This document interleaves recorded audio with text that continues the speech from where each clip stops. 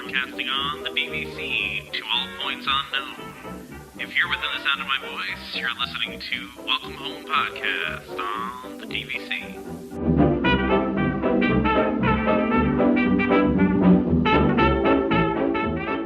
Hello, Welcome Home listeners. Thank you for joining us on episode 25 of Welcome Home, a Disney Parks and Vacation Club podcast. I'm Tom, and I'm here with Damon and Trevor. Wanted to ask you guys, did you see this new membership extra thing that DVC just announced with the Disney cruise? I know, Damon, you got to be slightly excited about this at least. So, excited is a tough word. I'm just so spent out from the last few cruises. So let me talk about what I think about it. In general, I think it's a great thing. So everyone has to realize that Disney cruises work a little differently than, let's say, your Carnival cruise, your Royal Caribbean, or anything like that. As you progressively get closer to the date, it does not get cheaper. It actually gets more expensive. So that's why I think people aren't realizing how big of a deal this truly is. Because on other cruise lines, this means nothing. Because really, you try to wait until the last minute you can get something because you may get, a super great deal. You may end up sneaking on for half price. Kids may come on free. You don't know it yet. But for Disney, it doesn't work that way. So I've actually jumped on a cruise with some friends that had booked earlier than me and ended up paying like a few $1,000s more because the cruise was pretty close to going to wherever it was going. That word eludes me for now. What is that? Debarking? Departure.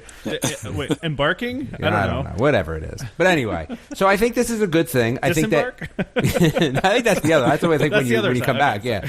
But I think this is a good thing because even booking a date earlier means that if you know what cruise you're going to do, and again, cruises are expensive. Now, I'm not saying that they're not worth the money. All I'm just saying is that they're expensive, especially Disney cruises. So having a day earlier is great because you kind of know when you're going to be on a cruise. You don't just wake up one morning and go, I'm going to just drop, $17,000. It usually, not for me at least, maybe it works like that way for other people. So this is a nice bonus. I would say I think it's a good thing. It allows you to get to the cruises you want quickly and get rooms that you want too, because that's another thing. I mean, sometimes, you may want to be on a cruise, but the room that you wanted will go and then you're stuck too, right? You end up having to get a veranda if you don't feel like you need one because that's all they have left. So the other thing with Disney cruises too, I don't believe there's as many as some other cruise lines.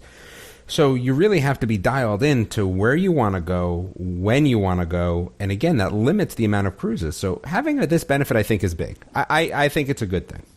So to me, this sounds like, this is kind of how I plan my vacations to Disney World as well, right? Like, I'm always, booking as far as I can out, 11 months at the home resort or 7 months for other resorts. And yeah, so to me this just kind of lines up, I guess, with the mentality of DVC, which isn't a bad thing. For me personally, my wife is very against getting on a cruise, and I can understand because she does deal with motion sickness and all that, and she would be worried that, it would be, 5 days of you got the first one that you throwing do up everywhere. Yeah. The first one that you do, you got to go short just in case. Yeah, but like I said, I do like the fact that they're offering it this way, and even just one day before the general public, I feel that people talk about those DVC perks. This is exactly how it should be. Is we're the first ones in the door. We're the ones who kind of get to pick first. It kind of gives that feel of something sort of exclusive, even if it's only for a day. Well, and maybe we should explain this really quick too, because we didn't even explain what we're talking about, did we? Well, you asked the question, but yeah, that's true. That's true. Yeah, I just wanted to make sure we explain it to everybody. Yeah, it's pretty straightforward, right? As early booking on DVC cruise lines is available for DVC members one day before the general public, starting March 7th, right? So. Yes. So that's later this week. Yeah, exactly. And, that's basically what's happening. It's a new membership perk that was just announced, basically, recently here. And so I don't know, Trevor. It's funny that you say that because it does fall into kind of like how DVC works, right? But I'm not going to lie, because I haven't been on a Disney cruise. When I first saw it, I thought to myself, a day early, that's not that big of a deal. I don't know. But it sounds like it is. So from my experience in the last year with, like trying to book fast passes and trying to, book hotels and then having all that ripped out from underneath of me and trying to rebook things. Even just having a day before everyone else, to me, seems like a big deal. Yeah. Well, and that's, you know what, that's a true point. And we should point out too that there's people that are part of the Castaway Club. Are you part of the Castaway Club, Damon? I know you've cruised a couple times with them. Yeah, I mean, you kind of have to be if you cruise. Yeah, I'm just wondering. So, like, because if you're a platinum member, you can book 3 days before the general public. Gold, you can do 2. I'm silver. So you can do it already at the same level as what DVC members can do. But if you weren't silver, though, you'd still get that extra day. Correct. But I guess this is good for those people that are new to cruises and have never done it before. Well, right? And again, like, I don't know, what is it, 5 for gold or something like that? 2 for silver. I don't even remember what it is, but yeah. I'm not sure of the tiers, to be honest. Yeah, I think maybe the second one is silver. So yeah, it's pretty much going to be your first cruise or something like that you're talking about here. It gives, members an opportunity to book their first cruise a little bit earlier. Again, it's a benefit. I'm good for benefits. I think it's a good benefit based on what it is and the way that Disney cruises work. Again, it wouldn't be as big of a benefit if their cruises worked differently. But it is, so thumbs up. For me, I kind of agree with you on that. Like, I am in favor of any extra benefit that I can get with having DVC, whether I'm going to use it or not. I think more benefits are a good thing to have, regardless of what they are. So that's, for me, this is a good thing. And like I said before, I mean, Disney's made it clear that, they do rotate these things, right? Exactly. It's not always going to be exactly what you want. Like, I don't care to go on a cruise anytime soon, but good that they're doing this, because it means, at some point they're going to stop doing this and they're going to offer something else, and it may be something that I want at that point. Exactly. So, yeah, no, I think this is good all around. I think it was a little random. I mean, but I think, all of a sudden that thing came out, but I think it's an interesting benefit that they're offering. It's a good extra benefit, and I think it's, anytime they have any of these things, it always makes your membership more valuable in my mind. So just on to some other things here. U.S. News and World Report, known for ranking hotels and things like that, put out a 2018 report of the best hotels in the Orlando Disney World area. And I thought this was interesting. It kind of made me laugh when I read it, because I was like, wait, so they did hotels just in the Disney area, and not all of the Disney hotels made it into the top 56 there. And I just thought that was really kind of funny and weird. But the interesting thing is 6 DVC resorts made it into the top 56 resorts there. So, and these are ones that are specific to DVC. So, and number 17 was Disney's Animal Kingdom Villas, Kidani Village, Boulder Ridge Villas, which I was shocked by, even though I really like those. Wilderness Lodge is my favorite, and that one is right there. I was at number 21. I'm just very surprised by that. Trevor's Home Resort here, Disney's Polynesian Villa and Bungalows, down at 36, which I thought was a little low for Polynesian. I don't know. Yeah. Right? And then there's Damon's Home Resort coming in right after that at 39, which, Damon, I don't think you've ever even stayed there, right? At Saratoga? I've stayed there twice. Oh, that's right. You did say you stayed there twice. Okay, that's right. And then 42 for Disney's Boardwalk Villas. And I disagree with that one, because Damon and I stayed there recently, and that one is tops for me. One of the tops. I thought that was good. Yeah. Again, see, to me, this means nothing. It's an opinion. It's you know what? Not my opinion, so... Well, that's why we're talking about this, though. And then number 44 quickly is Beach Club Villas. But so that's why we're talking about this, though, because I did find this interesting, and I wanted to see what your top, let's say, what's your top 6 of Disney DVC resorts, or just Disney resorts in general, because I know, Trevor, you're still waiting to do your first DVC visit. So yeah. And honestly, from listening to you guys talk about the boardwalk, you've actually convinced me for my next trip in 2019. We're going to try and get into the boardwalk. So, yeah.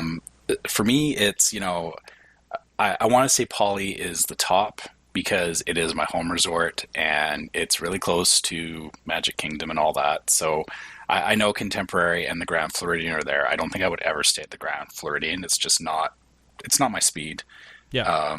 Contemporary, yeah, definitely one day. Poly and Contemporary are good. Wilderness Lodge, I would love to stay there. It's very I have stayed at the Grand Californian, which is very, very similar. So I can understand why you love that, Tom. Outside of that, I mean, yeah, I guess my thing is that I haven't stayed at enough of the different ones to say which ones would really be my favorite. I can say though that Caribbean Beach, as much as I did enjoy my trip there, it probably wouldn't be in my top 10. That's not a DVC resort. No, it's not. It's just a Disney resort. But just seeing all the trouble that went around that trip and just seeing how much walking was involved in that resort, I wouldn't even consider that. But something interesting that I noticed, though, I've actually been looking at some of the different DVC resorts, and when I looked at Old Key West and Saratoga Springs, their layouts are similar to Caribbean Beach. Like it seems like it's pretty far and spread out, but I guess I don't know how their bus systems and everything work there to say whether it's better or worse. So a lot of bus stops. Yeah, I figured as much. Yeah, and you know, I would agree with that there's similar layouts, and I don't know. For me, I guess the reason I bring this up is because I look at it and, you know, DVC's billed as being the best of the best resorts, right? The deluxe resorts that we, you know, buy into, and they're supposed to be the best of the best. And it's funny to me that only 6 of them showed up on this list.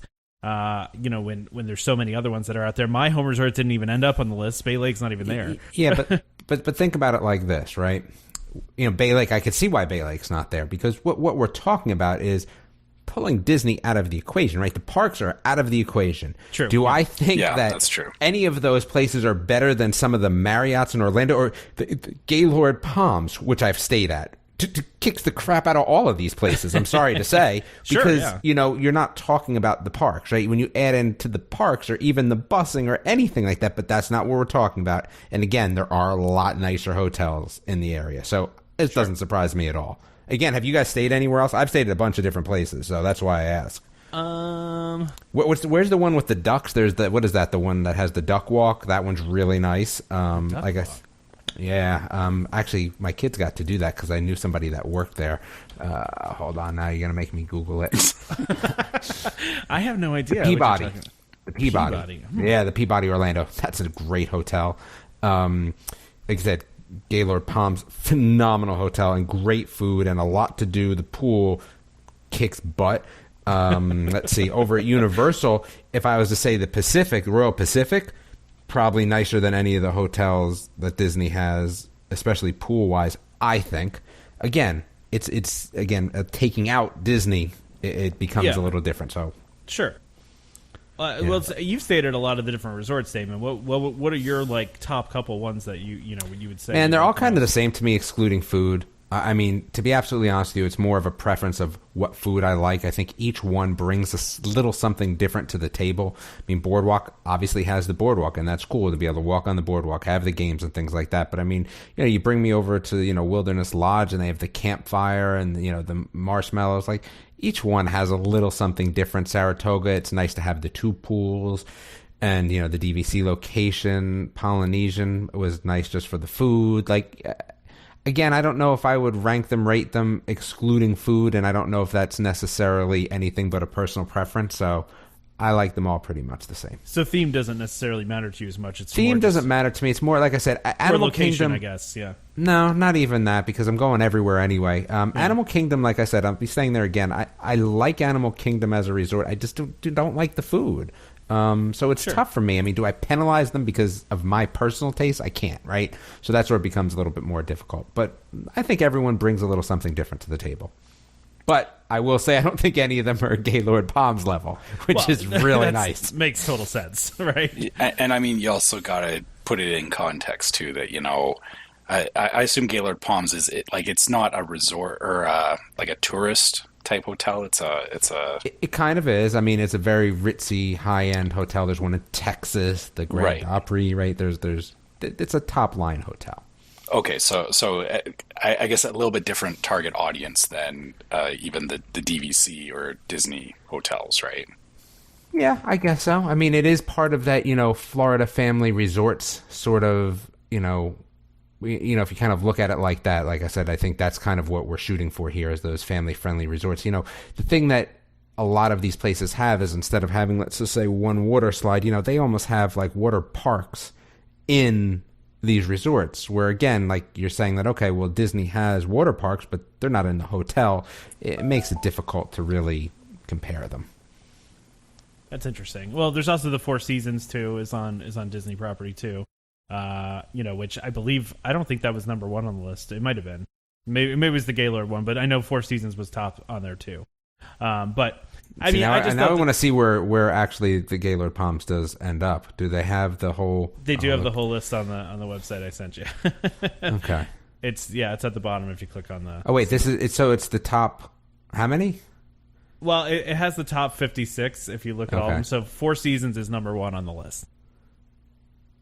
And then Ritz-Carlton, Waldorf Astoria, the Alfred Inn. I don't know where that is. So the Grand Floridian is 5, though. Yeah, the Grand Floridian is at 5. Okay. I can't see myself staying. Kind of like what Trevor was saying. It's not really my speed. I like going to check. I can't wait. Oh, look at that. The Royal Pacific is 9. So I feel redeemed because that's exactly what I would say.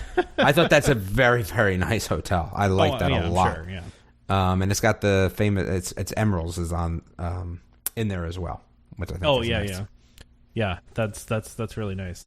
Yeah, there's a lot of really nice resorts that are, and the Four Seasons is in Golden Oaks, which is where the $1 million houses are that are on Disney property. So it's it's that kind of area of property anyway. So yeah, I just thought this was an interesting list, an interesting conversation with some of the different hotels. When DVC is all about the hotels, and it's funny to me that 6 of them show up on there. So anything else you guys want to mention before we move on? Nope. All right. Well, so last week, or I shouldn't say last week, I should say last episode, many episodes ago, now that I'm thinking about it, we talked about Club 33 coming to Disney World, and Disney really hasn't said a whole lot about it lately. It's been a lot of rumors, and we've heard that Golden Oaks residents are starting to get offered memberships and things like that. And really even those spaces where the lounges are going to be haven't been confirmed yet. However, somebody noticed that, it's been rumored for a while now that there was going to be a Club 33 lounge at the American Adventure in Epcot. It used to be there was like a special lounge there, and they converted this into a Club 33 area.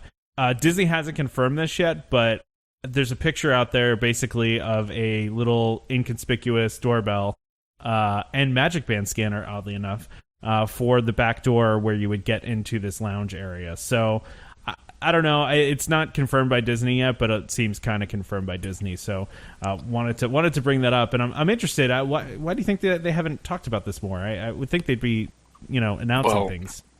So the thing about Club 33 is kind of like Fight Club. You don't.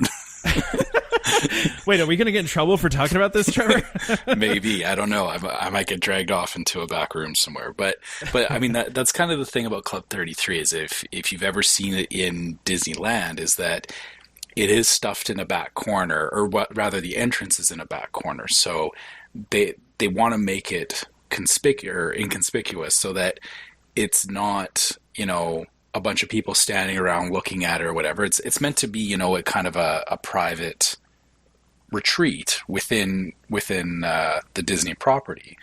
So I can see why, they're just making these little plates. The Magic Band scanner is kind of interesting to me because, well, I can see why they want everything integrated in the Magic Band, but it just it seems kind of weird because I don't know. It just Magic Bands are very touristy, I guess. And if you're going to Club 33, I would assume you're not necessarily like a typical tourist.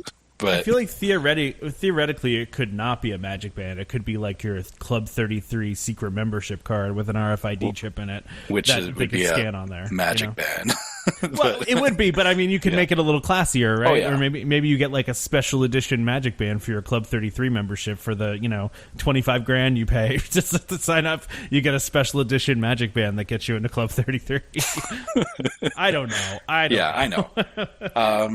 It also looks like, though, with that plate that I'm guessing that there's going to be a camera there as well. So they're going to have probably a security guard sitting inside watching who's there and all that kind of stuff. Because again, it's not the kind of place that people just wander in and out of, or you can even ask to go and have a look. Like, they'll just tell you no if you go and ask to look around in Club 33. So they'll be like, Club 33? What Club 33? What are you talking about? Isn't that true at Disneyland, that they'll be like, oh, we don't know what you're talking about at Club 33? No, they just say no. They just say no. Yeah, they just pretend like it's not a thing. Yeah. Damon, I know we talked about this like many episodes ago, and you were sort of kind of interested. I mean, are you still kind of interested, or is it just not enough details have come out yet? Yeah, I mean, I have a lot of other things I have to worry about. So Club 33, until I have cash in hand, doesn't really interest me at all, because it's just something that doesn't matter to me, right? So it doesn't affect me at all, really. Sure, I can see that. I just think I wanted to bring this up because I thought it was kind of interesting and kind of neat that it was thrown out there. And Disney really hasn't said anything about it. It has been kind of quiet about it. I do like that lounge location. I think it's a cool place to put the lounge. I mean, who knows what it's going to look like on the inside, but I think it's cool that it's there.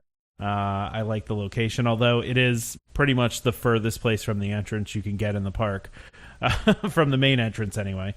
So it's a lot of walking to get there, but I think it's, if you're coming from the international gateway, though, it's not. You're right. Short walk from the international gateway. From the front of the park, though, long walk. We just wanted to bring that up. But this next topic, I think you guys will be interested in, though, because this one kind of, I don't know how to feel about this. I think it's kind of weird. So Flight of Passage in Avatar, I don't call it Avatar Land, it's Pandora, has started handing out warning slips to people that are about to go on Flight of Passage. They're giving them cards that basically warn them not to ride Flight of Passage if they're prone to motion sickness, afraid of heights, like that kind of thing. Similar to what they do on Mission Space before you get on. And I guess guests were complaining that they didn't know what the ride was beforehand, despite, the cast members telling them. So I guess my question with this is, if you see these slips, it's pretty magic ruining, I feel like. I don't know if that's the term or not, right? Like, the whole idea of Pandora is that you're immersed in there. There's, like, not even really signs for the attractions. It's kind of, a little bit, you got to, like, search for them. And now they're giving out these cards that's, like, calling it an attraction. And I don't know. I feel like it completely breaks the immersion. Well, yes and no, but I mean, it is still an attraction. And I think, I think what came down in here was that Disney was having a problem with, people either claiming ignorance or were legitimately unaware of what was happening. And unfortunately, when they're in that position, they have to, a guest comes to them, they're upset because they were caught off guard because, Disney didn't warn them appropriately. So I mean, they usually, their policies, they try and compensate and make the guest feel happy. So I think this makes sense, because otherwise they're going to be handing out people fast passes for, not realizing that Flight of Passage was an intense ride. And I guess my thing with this too is, and this is just me, is that before we went, like, I didn't watch anything about the ride, but I did do my homework on it. I was aware of what kind of ride it was, and my wife and I had the discussion about it, because my wife does suffer from motion sickness. So, before I even booked fast passes, I said, is this something you even want to consider? And, her knowing what it was, she said, no, forget it. But if I just booked her on it and dragged her on, I would have felt awful personally if I'd done that, because it would have ruined the rest of her day. But I don't think this is on Disney. It blows my mind that people don't know what these things are.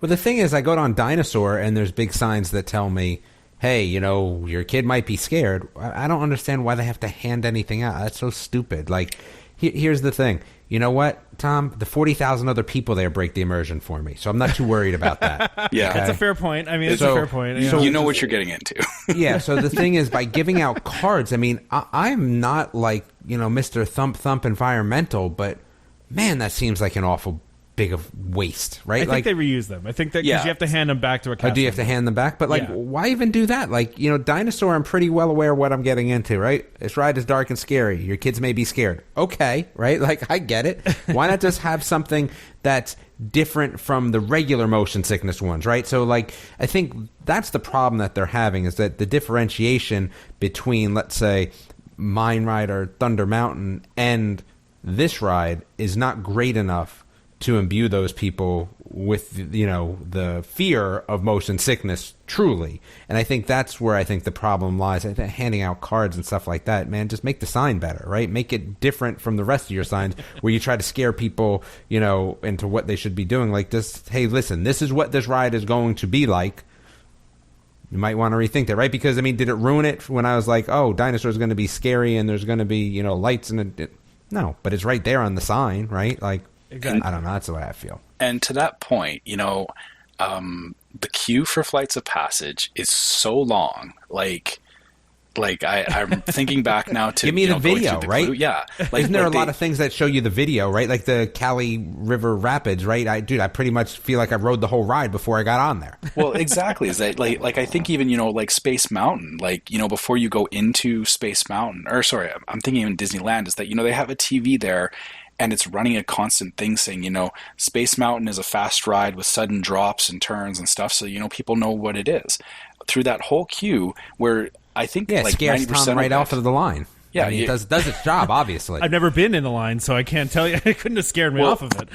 but even in the Fast Pass area in Big Thunder, or not Big Thunder, in Pandora, like you've still got all this space where they can put signs, they can put something that it could even fit with the immersion. It can be like one of the crew members telling you this stuff, like, because they do that on every other ride. They do their spiels, but they do it in character. So why not? Yeah. Like why does it have to be a piece of paper? Which again, I get this is probably more of a stopgap because I think they were just having too many complaints. And it makes sense to me. It makes sense that they would do this, but at the same time, I'm of the opinion I kind of put stuff back onto, you can do the research. You can, be prepared for what this is. If you go into something blind and you don't have the experience that you want, that's kind of your own fault for going into it blind. Like you have to kind of accept what's going to happen if you're not prepared for it. Exactly. And I guess the problem was the cast members were giving this warning verbally and people just don't listen. Right. So they were telling them this information and people were just ignoring them completely. Not that, I mean, I would ignore the piece of paper though, too. I mean, what I don't understand, I guess, is looking at that piece of paper. I saw a photo of it and I'm thinking to myself, they could have made this part of the thing, right? They could have said your ride on your Banshee can be turbulent. They could have done like a whole thing. But I felt like they chose to go like what legal decided to write. It's, you know what I mean? Like it didn't seem like some Imagineers wrote that. It seemed like a legal team wrote that out. I don't know. Yeah, I mean, it's like I said, I think it was more of a, we got X number of complaints, so here, write this up quick and hand it out, right? And I just feel I feel like they definitely were going for as much of the we want this to be organic and not bombarding you with the fact that this is an attraction, even though you're in line for an attraction, but they could have found a way to work this in. And I guess the shocking thing to me is that they do this on every other ride. Like they're like.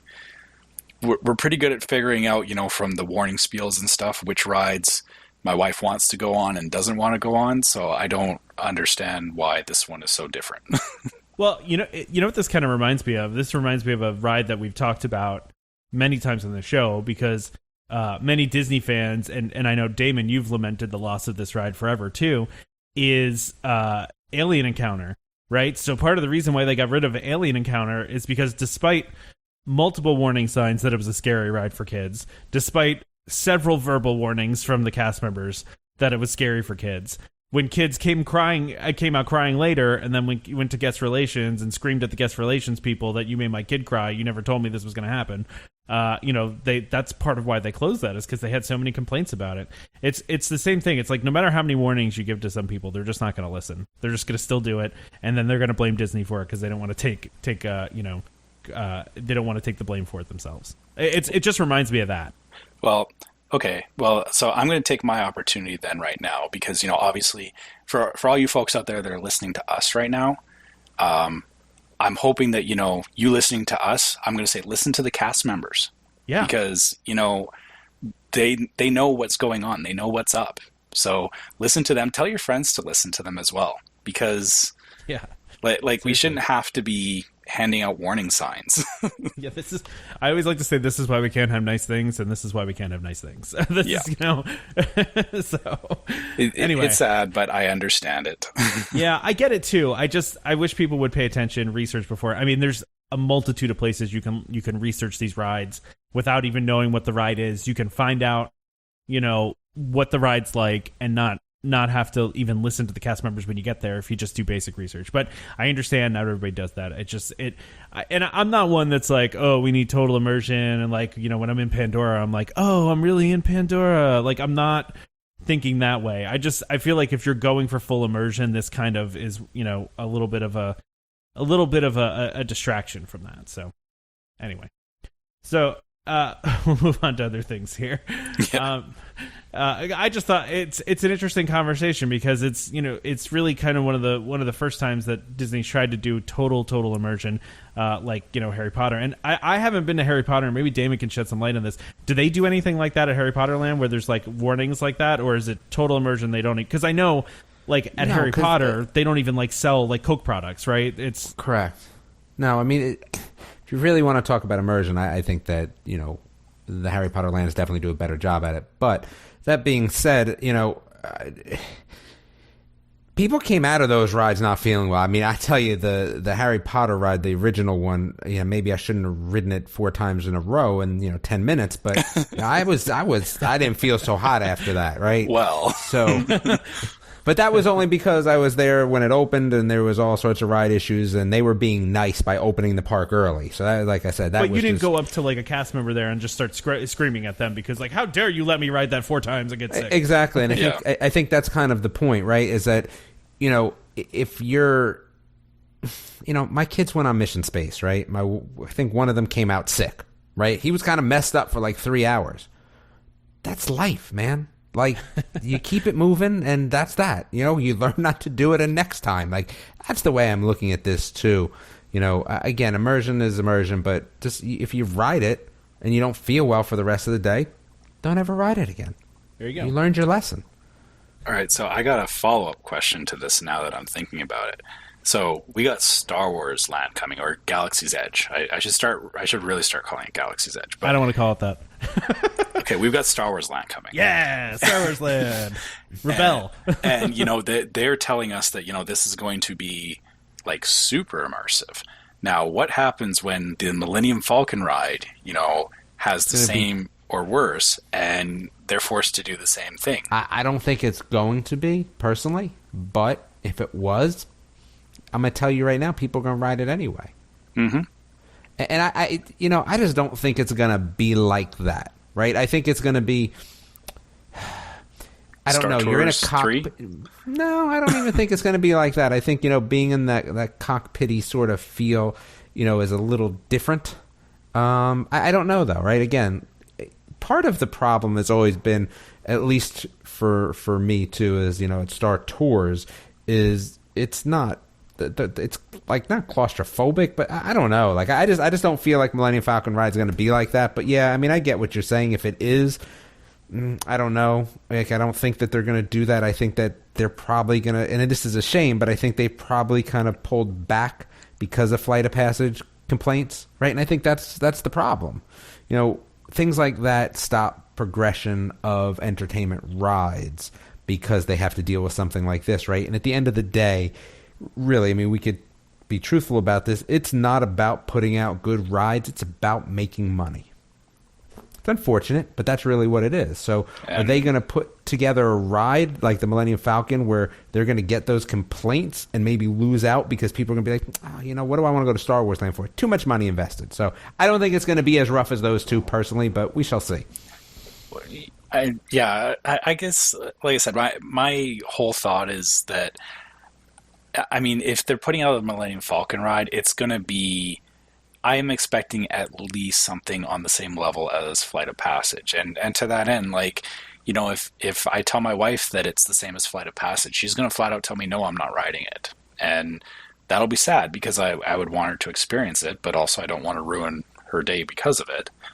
Of course, yeah. But again, for all those other people out there, that don't look into what these rides are, like, I guess how upset would we be if, you go into Star Wars Land and they've got the Millennium Falcon ride there, but somewhere in that ride there's a sign that says, like, keep your hands inside the ride, or don't stand up and do a cartwheel while the ride's in motion, or like, I mean, sorry, I know I'm being you're right though. I mean, you're right. Silly here, but this is the thing, is right. Like, these signs are so, like, the reason that these signs are there is because somebody did something that prompted the sign being there. In a lot of cases, that thing that they did is incredibly stupid. And to me, the fact that they have to even tell people what kind of ride this is seems...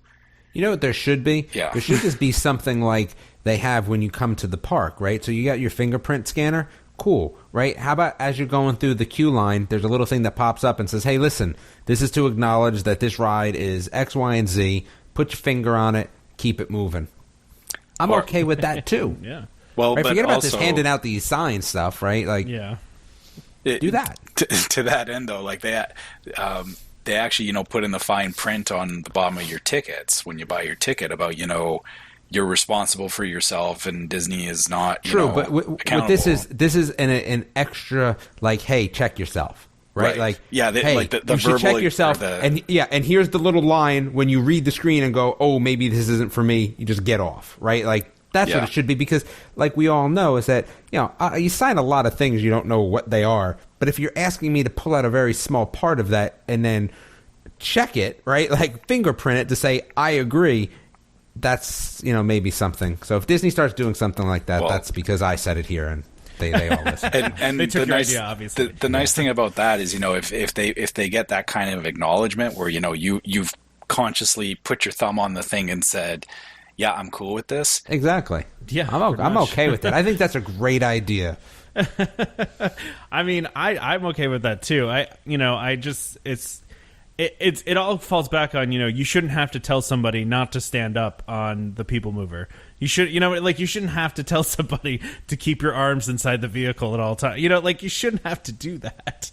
Well, in the same vein as that, we're talking about Star Wars Land, so let's talk about something that's Star Wars Land that Disney's preparing for the effects of Star Wars Land. And they're doing this in a variety of different ways. But Bob Iger, the CEO of Disney, was recently at, I believe it was like a Morgan Stanley conference or something like that. Let me double check that before I say that. Yep, Morgan Stanley Technology Conference. And he basically came out and said that they are going to move Disneyland to multi-day ticket dynamic pricing. So we've seen this already with single-day passes. There's the different seasons, basically, and this is intended basically to spread the crowds out. And it seems to have been working based on what I've seen out there. And I'll quickly read this really long quote from Bob Iger because I find it kind of interesting. He says, technology has given us the ability to add a substantial amount of more flexible, variable pricing across the board. We just announced it in Shanghai. We've been doing it in California. We're doing it in Florida. In Florida, by the way, very few people buy the one-day pass. We've talked about putting into place flex pricing on multi-day passes, and that's coming somewhere towards the end of this year. We're trying to smooth out the experience for everyone, basically increasing the pricing during peak periods and decreasing or not increasing the pricing as much in the off periods, so that the experience you have when you come to our park is just as good in the peak time as it might be when the times are where the park is less crowded. By and large, this has been an initiative or strategy in the parks that is really starting to work, both from a bottom line perspective and also from a guest experience perspective.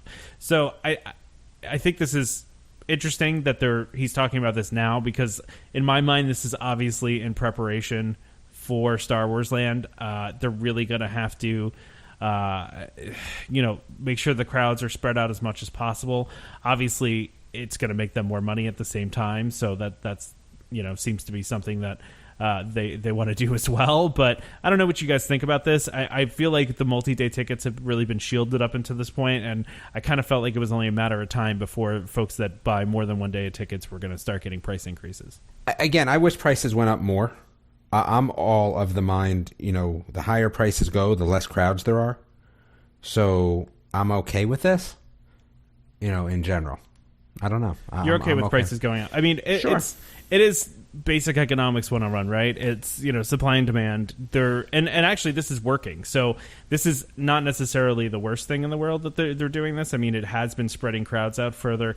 You always hear a lot of people lament that there are no downtimes in Disney World anymore. So that, to me... Change the pricing. It would be downtimes then. Well, yeah. That's Right. what they did, right? Yeah. So they changed the pricing to make it so that it's just a smooth, okay, it's just kind of a little bit busy most of the year. Still a little bit busier during the holiday times, or a lot more busy. But, yeah, it's just kind of smoothing it out. But in my mind, this is totally all about Star Wars Land. So, I mean... just I don't know. I don't see it like that. I just see it as, some sort of...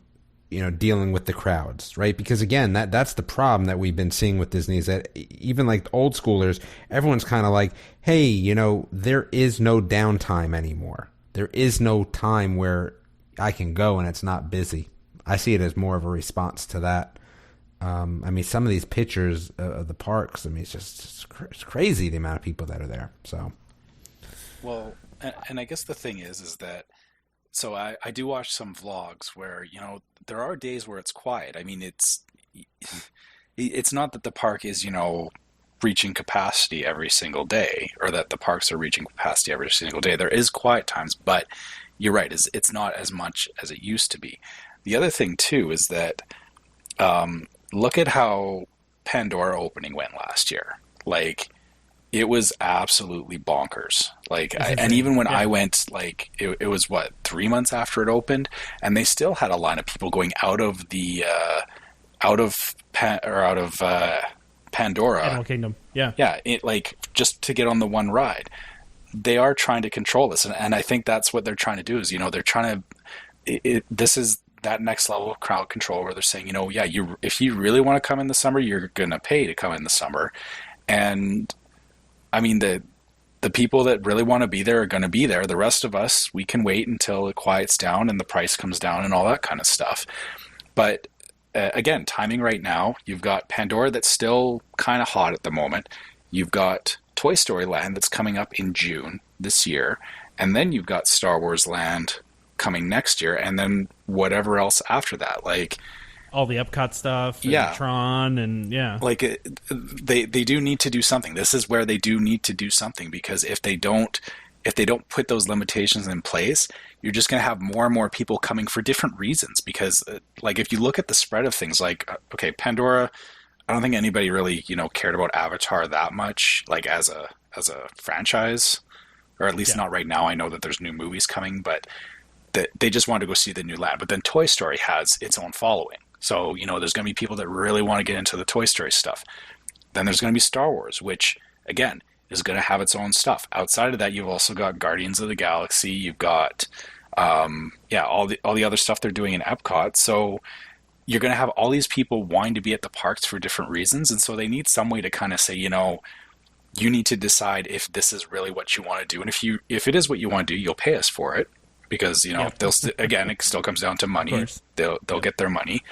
But, the rest of us will have to, think about if going during these premium times is really worth it.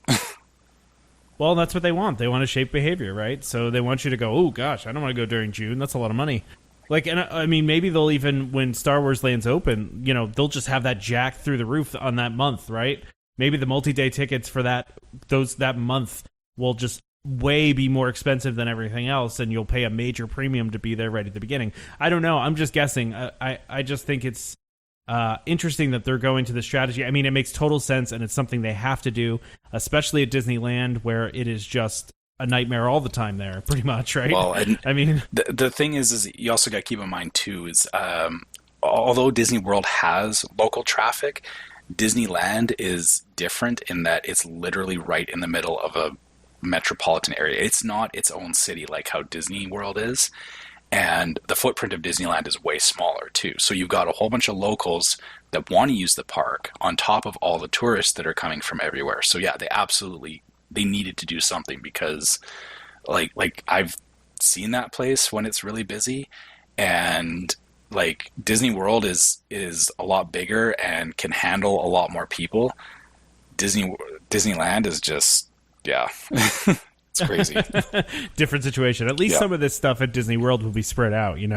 Guardians is at Epcot. All the different stuff going on at Epcot. And Epcot is a huge park that has so much room to it. So I feel like that can better handle a lot of the crowds. But I would have thought the same thing about Animal Kingdom though too. But that little spot of Pandora is not that big. Well, that's part of the reason that it's tough. So, and I was going to say that's the funny thing is when we were there.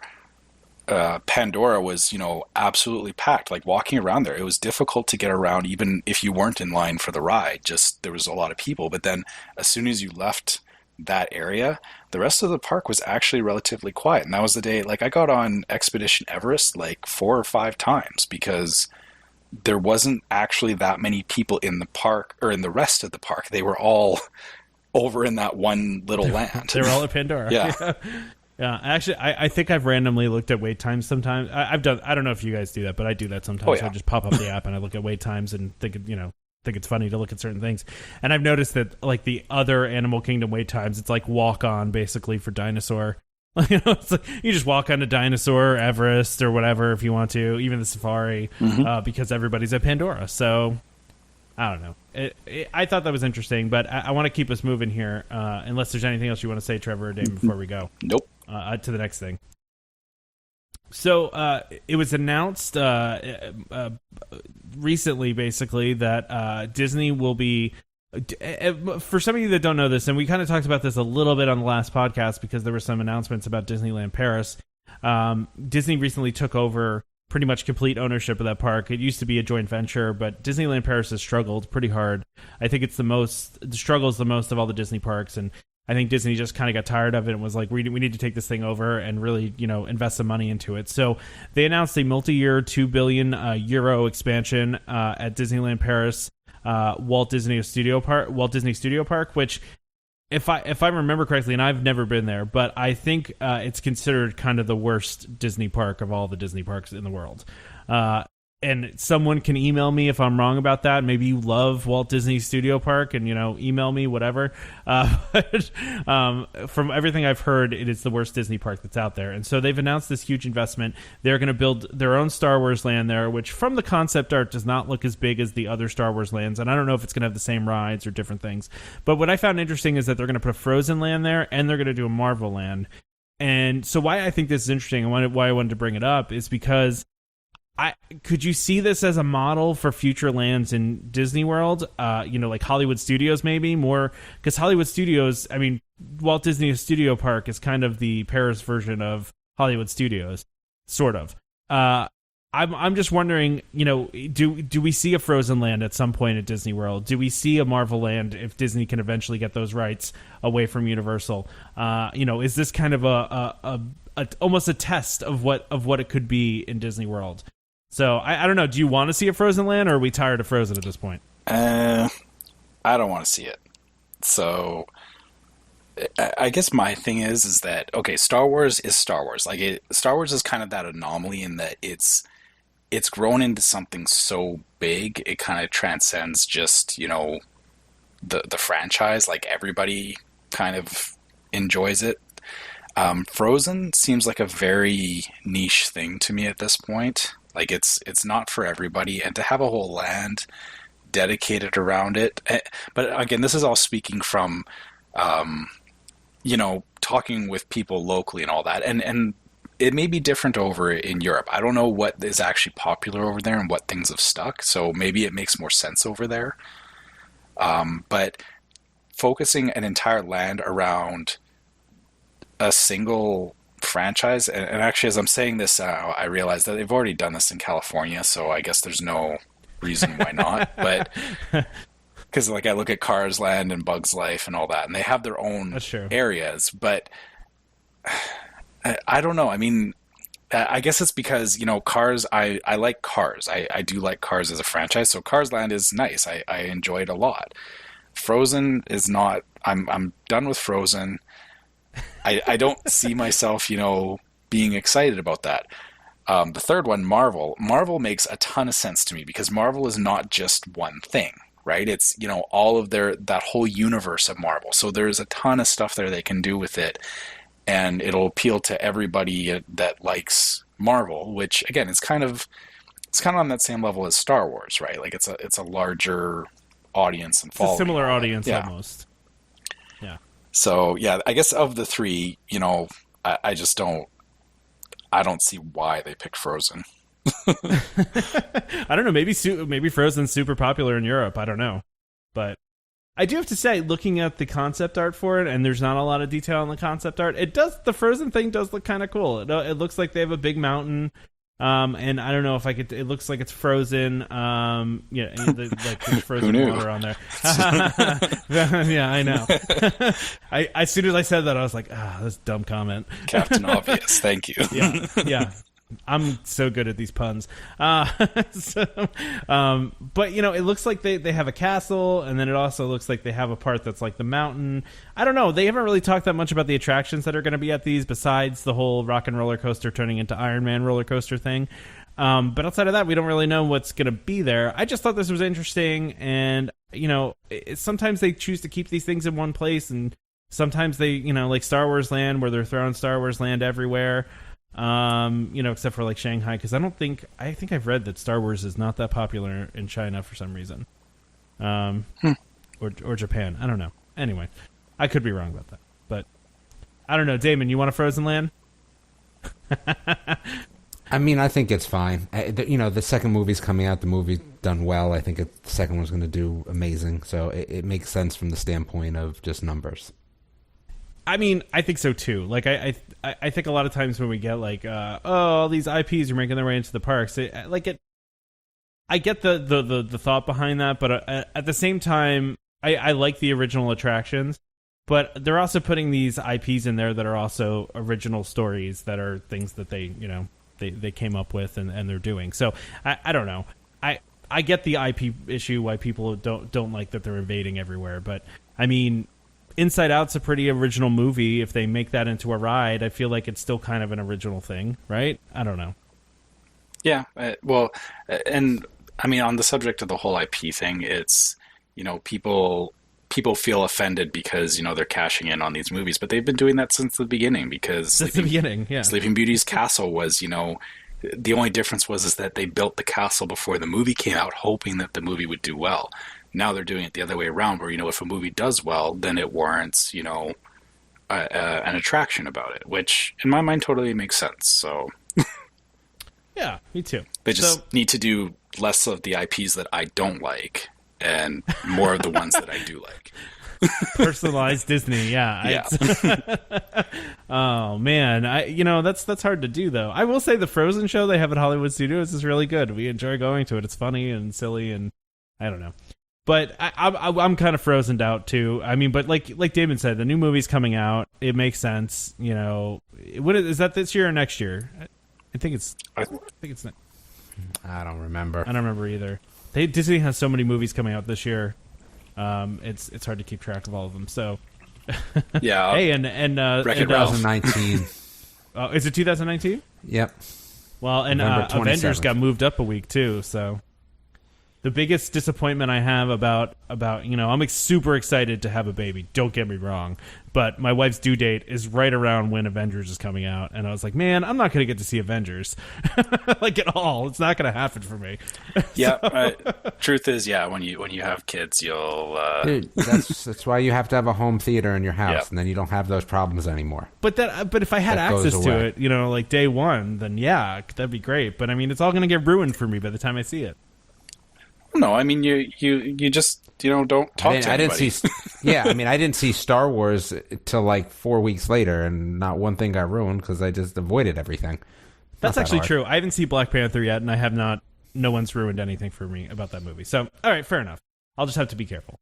So anyway, so on to our next segment here. We're getting towards the end of the show, but like Trevor's new segment. And the rumors are all boring, so... What are you talking about? I figured you'd be excited about the Wonders of Life rumor, because I know you're like an old school never tear anything down guy. So the rumors are all boring, so I mean, if people like check out now, I get it. I don't think they're boring at all. So we got Traveling International with Trevor. So Trevor, if you want to talk about what your next topic is, your vacation is coming up pretty soon here, just a couple more months. So I actually... I wanted to talk about, or actually, first of all, let me, the subject is around, dealing with getting sick in Disney, which, nobody really wants to talk about it. Nobody wants to, admit that you can get sick when you're on vacation. But I'm going to share a story that actually happened to me a couple of years ago, is that we went to Disneyland, and the day that we landed there, my son got sick. He actually ended up with a bronchial infection. And, being in another country, so for us it was, we came from another country. We had travel health care, thankfully, but there's the whole worry around, dealing with where do you go? Like, what are the local doctors? How do you get medicine? All this kind of stuff that most people don't think about until it's actually happening. And then it's, it's a real panic, and it's very traumatic, and it kind of ruins, a chunk of your vacation. So this week I did want to talk about some of the things that I've done since then to, kind of prepare for these things that you don't want them to happen, but if you kind of know what your game plan is, it makes things a heck of a lot easier. In Disney World, it's actually way easier to get medical attention than it is in Disneyland. If you're staying on property at Disney World, they do actually have triage doctors there that you can, if you're staying in a hotel, you can call, and they will have someone come and see you and just do an initial triage. So that doesn't mean that they'll fix everything top to bottom, but at the very least they'll tell you if they think that you should go to the ER or any of that kind of stuff.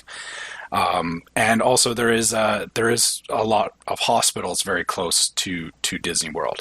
The trick with that, at least for me, the trick with that is that because of the way my travel healthcare plan works, I have to make sure that the hospital I'm going to is actually covered by that plan. So that requires me talking to my healthcare provider and making sure that's the case.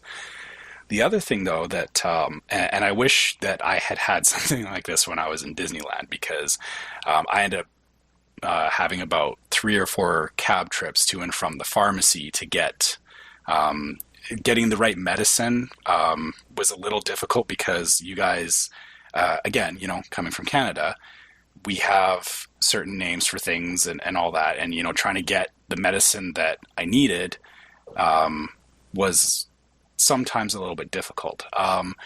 What I have found is in Disney World, there's actually an online pharmacy called Turner Drugs, and you can go to so you can just Google them, and you go to their website, and they will actually deliver, if you have a prescription from the doctor, they will deliver that prescription to your hotel. So you don't even have to, get in a cab or get in a car or whatever to go and find this stuff. But it's definitely good to kind of research these things and to make sure you're aware of what your options are when you're down there, because like I said, we're about 2 months out from my trip, but I am making sure that I have all of these things in place, because I'm planning and I'm hoping that none of us will get sick down there. But if we do get sick down there, it's nice to know that I'm not kind of stranded in a foreign place going, what the heck do I do for even getting something as simple as penicillin, right? So, well, no, I mean it's a great point, because to be honest, if I were in Canada and I got sick, I would have no idea what to do. I'd right. be like, what do I do? Although in Canada, you guys, all have healthcare anyway, so I could probably just walk into somewhere, right? Well, you do have to prove your residency here, so you can't. Damn. Yeah, that doesn't work that way. To be Canadian. No. Well, it's an interesting point though too, because one time I was on a Disney trip, this was a couple years ago, and I was walking down, and I think I've told this story before, but I was walking right by the Tomorrowland Speedway. And someone straight up sneezed directly in my face, like full on disgusting sneeze right in my face. I got sick hours later, and I had this horrible cold. and I could not kick it. And we were at the Living Seas, and I'm staring at the manatees, and all of a sudden I just fall. Like I fainted basically because I just had gotten so sick. And so we had gone to there was an urgent care down the road, and luckily, and that's the difference between you have to think about so many other things because you're traveling internationally. I could just go, wherever. But I have a car and all that stuff. But when you get sick at the parks, it really does mess up a lot of your trip. And so it's good to know that, it's good to know some of the things you do to plan for that. Yeah. And like I said, it's, I highly recommend, I've got this Turner Drugs place on my itinerary so that, if I do need to make a request, I can, order it. They'll have it shipped to my room while I'm doing whatever.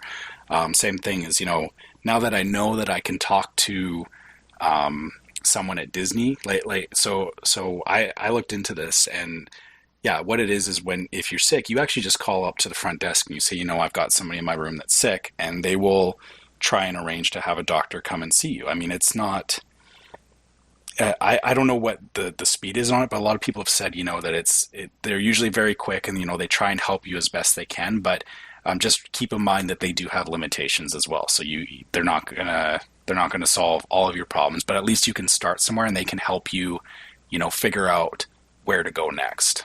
So things to think about. Love it. No, that's great. Thank you for sharing all that. And I think, Damon, you have a trip coming up, and you haven't even told us. I have multiple trips coming up. You have multiple trips coming up, and you haven't even told us what this is yet. You said that your trips have taken a strange turn, so we want to hear about that. So I've been at the opening of every new attraction at Disney and or Universal for the past, 8 years within the first month, I believe. I'd say first month. That sounds about right. Maybe first 2 months. So we're going in June, and I think that, the discussion of the opening of Toy Story Land has really hosed me, because we'll be there the 15th of June.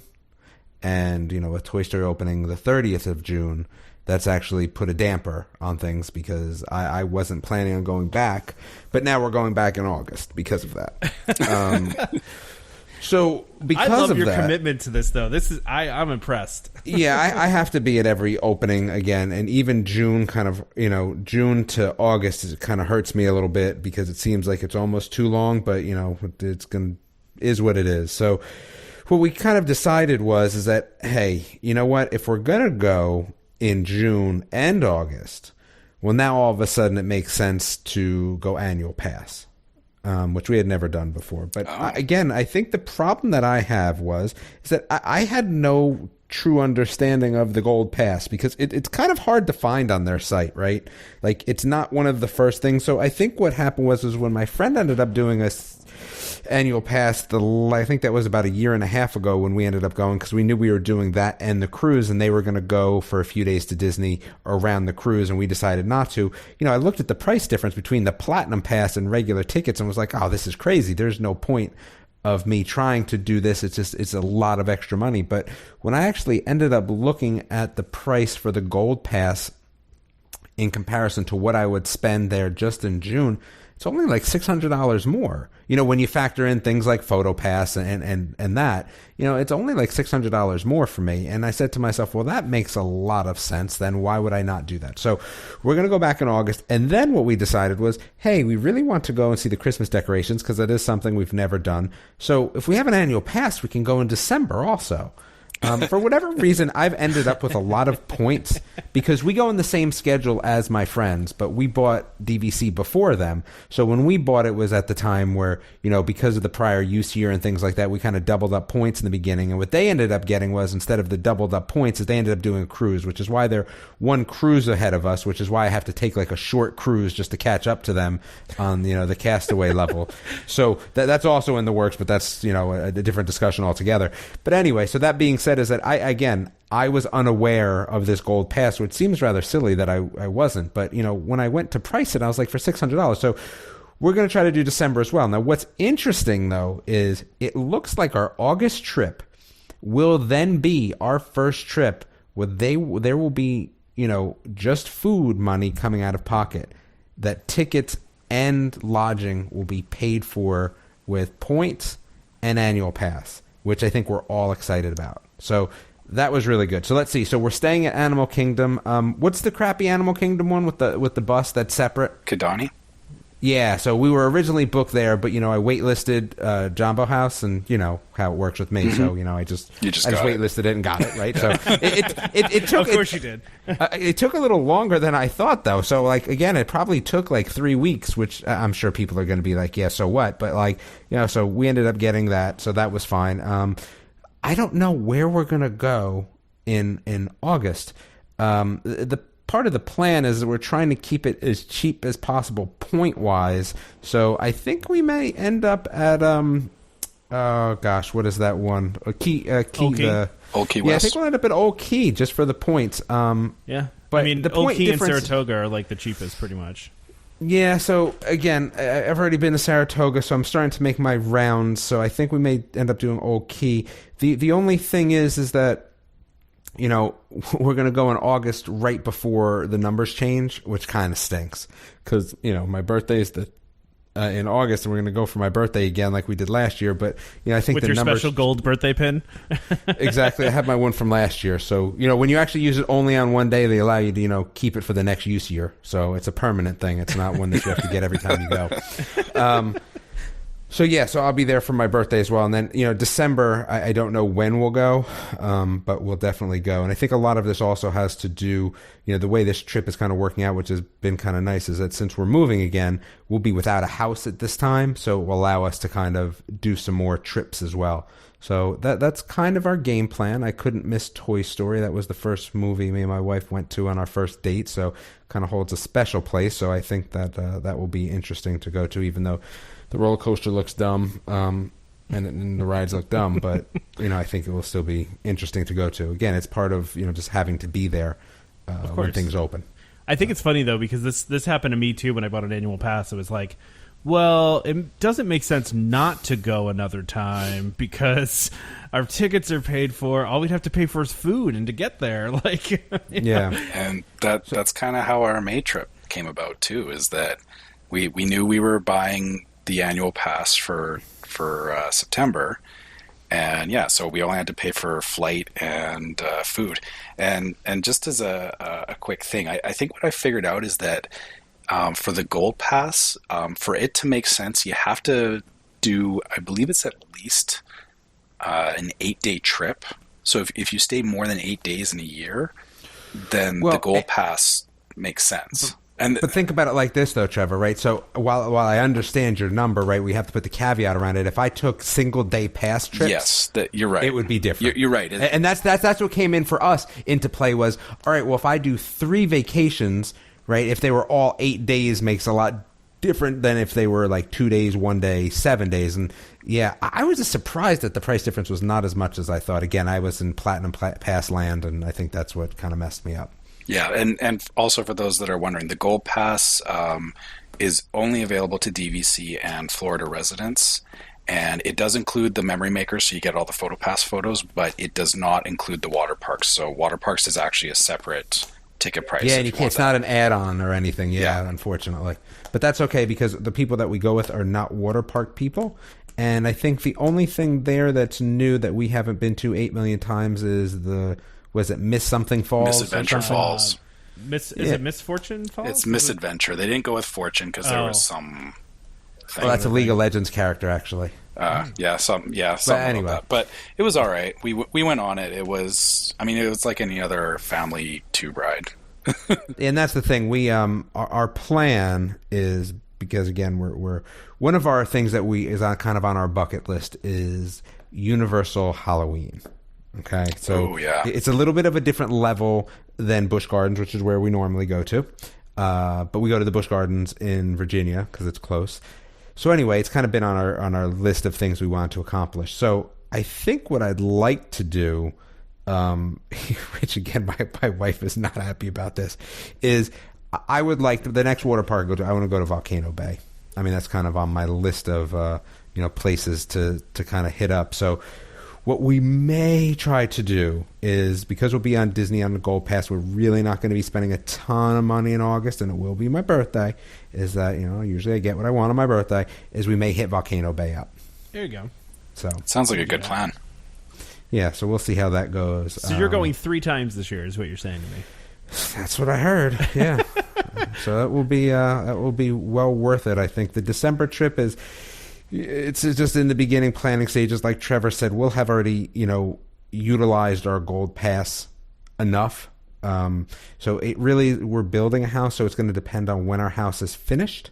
If our house is finished, December 1st, that may put things off a little bit, but we'll see. I heard the time to go is the 9th to the 15th. The week before is cheerleader week, and after that, it's too crazy. So if it's not that week, it may be a little tough for us. Yep, you really only got a very limited window right before Christmas. Mm-hmm. Yeah, that's exactly before it gets absolutely And the thing bananas. is, I don't need to ride rides. Right? Like, if I'm going, I don't need to ride any ride. I was just there in August. What do I really care? There's going to be nothing new. So that's why it would just be kind of hanging out, doing the Christmas thing, and not worrying about the rides. Yeah, and you're there for the shows and the fireworks and all the seasonal stuff, right? Yep. Yeah, that makes sense. Yeah, exactly.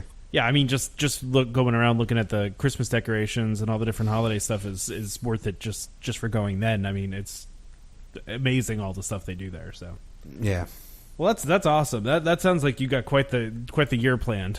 Yeah. We're going to need a trip report for every single one of those trips. Yep. So yeah, exactly. Well, especially Toy Story, since you'll get to review it for us. So yeah, I guess I'll be there. Like I said, so it will definitely be worth it. I'll be the first one of us there, at least. Yeah, that's true. That's true, because I'm not going on vacation again for ever. So my life is over. No, I'm just kidding. Anyway.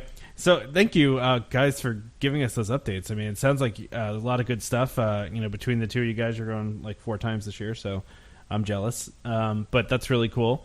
So we're going to end like we usually end and talk about some rumors that Damon is not interested in any of these rumors. I'm not interested in any of them. It's unfortunate because I have to close out the show. Otherwise, I'd probably just leave. But I'll let these guys talk for a little bit. We're gonna make it quick. We're it's getting late here, so we'll wrap this up quickly here. But so this is a story we've talked about this a while ago. This has been a rumor for a while. But there's some news out there that a nighttime replacement for IllumiNations is almost complete. That it's been fast tracked to debut earlier. I'm not sure why they fast tracked it. No one's really got an explanation for that. But apparently, the vocals and the new music has been recorded pretty recently. For those that don't know, IllumiNations is the longest continually running Disney Parks fireworks show. So it is due for a replacement. I am not psyched about this show ending. Although I am, if you've listened to the show, I am the person that's always saying, out with the old, in with the new, upgrades are good and things like that. This is one of my favorite shows, so I'm going to be sad to see it go. I am interested to see what is going to replace it. I want to recklessly speculate on this that, a couple years ago, and you guys might remember this, Disney partnered, I believe it was with, who was it with? IBM? Where they created these little drones that had LED lights on them, and they made, during Christmas time, they did a Christmas show at Disney Springs with these little drones. And I've been waiting to see when they're going to do something with these, right? They filed permits with the FAA, and all these different things about what they're going to do with these drones. In my mind, I feel like this new show is going to somehow incorporate that technology, and there's literally no information out there about this. I'm just recklessly speculating because I think it would make sense. But I don't know. I think that would be really cool if they did that, and I hope they still incorporate all the countries, and still maybe even more fireworks than they had before. I don't know. What do you guys think? I have a question in here. What would make Damon go to this new show? What would make Damon say, "I want to go to"? I actually stopped listening. I was kind of on my phone playing Clash Royale, but. It depends what time it is, and probably nothing. Nighttime, after the sun's gone down. Yeah, probably not too much. I mean, we're actually going to... It's funny, though, because we are actually going to do June a little bit differently, so we'll be going to the park later and staying later, so we'll see how that works, but I don't know. These things don't interest me in general, these sort of shows, so... I don't think too much will get there. Unless, like I said, I happen to walk into it because I happen to be at the park. But planning around it, probably not. Well, I mean, as far as IllumiNations goes, yes, I get your point about it Tom, that it is a good show, but I saw it 10 years ago, and then I saw it on my last trip in September, and it's really dated. I hate to say it, but it's showing its age, unfortunately. So I agree. Yeah, it does need that update. It does need something new added to it. As far as the whole drones thing go, I'm thinking of, for anybody that watched the opening to the Olympics, they actually used drones in their opening show, and it was really cool. I thought it was awesome how they made use of them. However, I don't know, or well, I'm sure Disney would figure out the logistics of this, but more fireworks and drones doesn't really mix. So that's a fair point. so I think you either have to have one or the other, and I think they could do something really cool. They could do some really cool displays with the drones, but then there is also the concern of overhead, because fireworks are they fire off and they're done. Drones, they have to keep reusing them, and how does maintenance work and all that kind of stuff. And my worry would be that if they made it a very heavy show on that, and then they had a whole bunch of mechanical issues, that it could actually stop them from showing the show and have to scrap it and do something else, right? Or if it was really windy out or something like that. Yeah. Well, I mean, really, in Florida, that's less of an issue there than it is in California. Yeah. That's true. I mean, that's a fair point. And I guess in my mind, I was thinking the drones over the World Showcase Lagoon, so they would be far from people. And I was thinking they'd be, they shoot the fireworks off from somewhere else. I'm just recklessly speculating, Trevor. I like to make, if we're somehow right about this, it would be amazing. See, I'm thinking of like IllumiNations, how it currently is, and how they shoot the fireworks into the lagoon, but then you've got drones there, and they're shooting fireworks at the drones. I mean, that would make it exciting. It would. I would actually want to see that, but. I am interested to see what they're going to do, though, because, I mean, I'm assuming they're still going to have, like, a similar message of, like, world unity and that kind of thing, but I don't know. What are they going to do different with it? I mean, haven't really seen a whole lot of... You think if they were building something like that giant world thing that they have now that's on the barge that we would have known by now, like, somebody would have caught it backstage in, like, an aerial photo, but nothing. So, unless they're going to keep that and just do something different with it, I don't know. Or maybe it just won't be around the lagoon at all. That's true, too. And actually, if you look at the concept art for it, it looks like they were going to build something further up from the lagoon, and that was going to be the show. But I don't know. I'm lost on this. I'm assuming there's going to be some sort of projection involved, too, because they've been using that with every nighttime show now, like the projection. But I don't know. I have no idea what this is going to look like. I just wanted to bring it up because it is like... It's one of my favorite nighttime shows. It's definitely one or two on my list. Well, all I ask is, as much as I said it's dated and everything, I do still want to see it one last time. So as long as they can hold off until May before they shut it down, then I'll be more than happy to see what they offer going forward. Yeah, I agree. The other thing I want to bring up, too, a lot of Epcot stuff, Wonders of Life Pavilion. So we talked a couple shows ago about the roof being repaired, and it would seem kind of weird that the roof was being repaired on a pavilion they don't really use for anything. It just kind of sits there, and even some of the rides that were there are just still sitting there that haven't been used in 20 years, which is weird in itself. There's a whole podcast you could do about the Wonders of Life Pavilion. But usually during the International Flower and Garden Festival, they use it as the festival center, and this year they decided not to. So the combination of them fixing the roof and not using the festival center, and then also Bob Chapek and who is the head of Disney Parks, a bunch of Imagineers and a bunch of executives were recently seen walking around the pavilion, walking inside the pavilion. They were also seen doing this at the Imagination Pavilion as well. I don't know. This seems to me like they are going to do something with the Wonders of Life Pavilion, and it is going to be reopened to its former glory with some sort of new attractions, or maybe the same ones redone. I don't know. I wouldn't say former glory, but...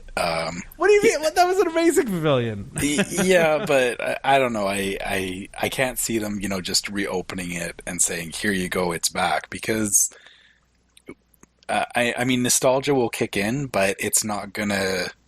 It won't sustain it. So, I mean, yeah, hopefully there's something new and exciting coming with it. Imagination Pavilion concerns me a little bit. One, so people are going to hate me for saying this, but I like the current incarnation of Figment and the ride. I've seen videos of the previous one, and it was just a little too weird for me. It just it was kind of all over the place. And also, the Imagination Pavilion houses the DVC lounge. So if they're talking about making changes there, as a DVC member, hey, don't touch my lounge. But I agree, yeah. and I'm with you on that. I'm actually, Damon, have you ever mentioned before if you like the Figment ride that's currently at Imagination or not? I know you are like never change anything, give it anything. I thought you were just checking in with me to wrap up. I'm just making sure you're awake still. I'm just making sure you're awake still. Yeah, no, that's what I'm trying to get you awake. That's no, I love that ride. So you do. Okay. Yeah. I do too, actually. I Figment's my favorite character, except you ruined your doll of him, but yeah. No, he's staring at me right now. He looks great. Is he in the box? Is he staring at you from inside the no, safe the box is... I'm looking at the box, too. It's just not in the box. If he's out of the box, he's not safe. I freed him from his cage of the box. So, yeah. Anyway. With your finger oils. No one could tell. I used the glove. So you're not in favor of losing that either. I think it's an unpopular opinion, but I like that ride. I enjoy it every time I go. So, I don't know. Well, I mean, if Wonders of Light did come back, would you want to see them update it, or would you want to see them kind of bring back the old attractions in a newer incarnation? Again, I think we've been through this for me. Everything should stay the way it is. All new stuff should be added extra. Well, see, that's why I thought you'd be interested in this, because this is a pavilion that's been sitting dormant, and it looks like they're finally going to do something with it. Is it going to be a roller coaster? No. Then I don't care. I mean, but they did have Body Wars in there. That was... Oh, wait, you don't do Star Tours. That's right. Yeah. Sorry. What do you mean? I do Star Tours. Oh, I thought you didn't. I thought you got motion sick on that. No, the old one. Again, you have to remember, before we've had these discussions. We have. I forget. Okay. So anyway, we're all on show the listeners... 25, man. We're on show 25 now. Forget things. So no, I don't care if things make me sick anyway. I ride them anyway. Fair enough. So fair enough. What would you want? It's like the opening of the parks. Yeah, that's true. But Trevor, would you want to see it come back? I mean, or would you just not care? Like I said, I think I would want to see it just for the nostalgia bit, and then I would be done with it pretty quick. Well, I mean, if they updated Body Wars though with like new effects and new actors, and like they redid the whole thing, but it was newer, I don't know. Okay, yeah, Tom's losing me now. Yeah, I'm going crazy tonight. The concept seems it's still just it's too old. Like that whole pavilion is just it's really old. Like yeah, I agree with it. I agree with that. I just wonder what they're going to do with it. I think it is not coincidental that they were fixing the roof. It's not being used as a festival center, and there were park executives walking around. That definitely makes me think something is happening. And you watch, they're going to announce that they're demoing it in 2 weeks. No. No, they can't do that. Yes, they can. But see, the interesting thing to me is I thought they were going to, and then when they released the the concept art for what the Epcot transformation was going to be, the Wonders of Life Pavilion is on there. It's there. It's prominently featured. So for me, that meant that I felt like they had a plan for it, or they were going to keep it there. And then when they announced that space restaurant, I was like, okay, they're going to tear it down and put that there. But then they specifically said, no, we're not going to put it there. We're going to put it somewhere else. So I don't know. I'm just throwing stuff out there. I just think it's interesting. So yeah, like I said, I wouldn't be against them opening it up again, but I feel there's a little too much nostalgia going on here. No, it's a fair point. I'm not advocating for them to just keep the rides in their current form. That would be advocating. No, it would be, and I'm more thinking of, okay, maybe we do the concept of Wonders of Life, right? Talking about the science behind, like they had the Making of Me in there, where you would, you could learn how babies come about, and then there was the Cranium Command thing where they had like a little. It was actually kind of Inside Out-ish, where they had like a little animatronic controlling the guy, right? So, I mean, I'm saying like the idea is great, and I think it's really great within the concept of Epcot, and I think it would be great if they did that over again, but in a new way with like new technology, new science type of thing. I guess is what I'm saying. Okay. Still not interested. Well, no, yeah. Like I said, so I guess let's revisit this in a couple of weeks, because I think that they're looking at it because they're going to do something totally net new. But why would they fix the roof though if they were going to just tear it down? Well, not necessarily tear it down, but I don't think it's going to be Wonders of Life. I mean, I don't disagree with that either. I mean, there's lots of stuff they can do with that building. So yeah. Anyway, I think we should skip this last topic and just wrap this thing up. What do you guys think? Yeah, I am all about that. Yeah, this one doesn't really apply to anyone here, I don't think so. That's true. Yeah. So yeah, let's just wrap this up, Damon. You wanna go ahead? Sure. Email address. Actually, you know what? What I would like to mention first, though, is that we've gotten a fair amount more feedback on Facebook and through email than we have previously, and we do appreciate that very much. We like the interactions, just so everyone's aware. What we try to do on Facebook, since there are 3 of us, is that we will tag it with our initials or our name after the comment, so you know who you're actually responding to or speaking with. But that all being said, if you'd like to email us, it's welcomehomepodcast@gmail.com. Website is relevant. Again, questions. So we always like to answer questions. I mean, I would say submit questions, but as you can tell, we already go on way too long. So if you submit them, we may just answer them in Facebook or through email if we can't get to them here. But we will try on Facebook again, which is probably the best for us at this point. It's at Welcome Home Podcast. Please like the page. Please ask your friends to like the page. Please ask your family to like the page. The more people we get, the better it is for us. If you'd like to continue to hear us, that's the best way to make it happen. On Twitter, it's Welcome Home Pod. On Instagram, which no one uses, it's Welcome Home Pics.